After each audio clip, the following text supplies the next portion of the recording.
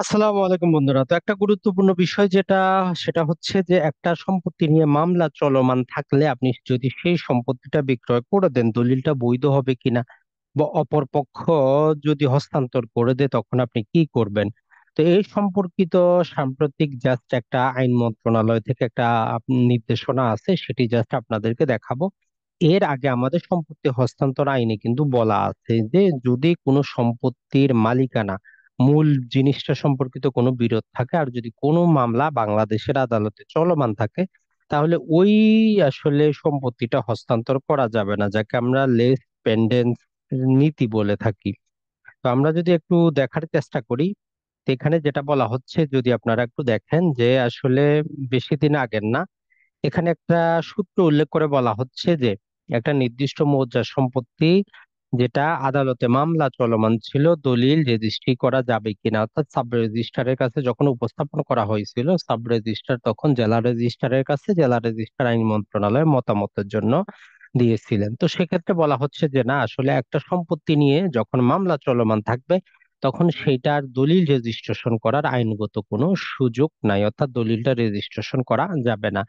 তাহলে এই পরিপত্রের অধীনে যদি কোনো সম্পত্তি নিয়ে বিরোধ থাকে, আপনি যদি বাদী বা বিবাদী হন, আপনি যদি বুঝতে পারেন সম্পত্তি হস্তান্তরিত হচ্ছে, তাহলে সাব রেজিস্ট্রারের কাছে আপনি অভিযোগটা কিন্তু জানাইতে পারেন। তো এর পিছনের কারণটা যদি আমরা এখানে দেখি, এখানে তারা যে কাজটা করেছে সেটা হচ্ছে যে ট্রান্সফার অফ প্রপার্টি অ্যাক্টের 52 ধারা, যেটা লেস পেন্ডেন্সি নীতিটাকে এখানে উল্লেখ করে দিয়েছে। যে আসলে যেহেতু এটা ইংরেজিতে বলা, যে যখনই বাংলাদেশের কোনো আদালতে কোনো সুট কি থাকবে, যদি প্রতারণামূলক পরস্পর যোগসাজশী মামলা না হয়, একটা পিওর মালিকানার বিরোধ সম্পর্কিত মামলা হয়, সেই ক্ষেত্রে সেই স্থাবর সম্পত্তিটা কি করা যাবে না, অন্য কোনো থার্ড পার্টির নিকট হস্তান্তর করা যাবে না আদালতের অনুমতি ছাড়া।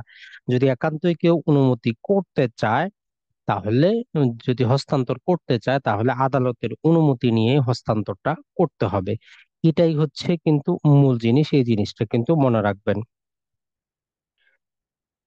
তবে এখানে বলা হচ্ছে যে আসলে যেমন ধরেন যে আপনি একটা মামলা করলেন 3 তারিখে, ব্যক্তি 2 তারিখে সম্পত্তিটা হস্তান্তর করে দিয়েছে, সেক্ষেত্রে প্রযোজ্য হবে কিনা। তো এই জন্য ব্যাখ্যায় বলতেছে যে আসলে এই সেকশনের ব্যাখ্যার জন্য, এই সেকশনের ব্যাখ্যা বলা হচ্ছে যেটা ধরে নেওয়া হবে যেই দিন মামলাটা দায়ের করা হয়েছে সেই দিন থেকে, যেই দিন মামলাটা দায়ের করা হয়েছে সেই দিন থেকে সম্পত্তিটা যদি হস্তান্তর করে।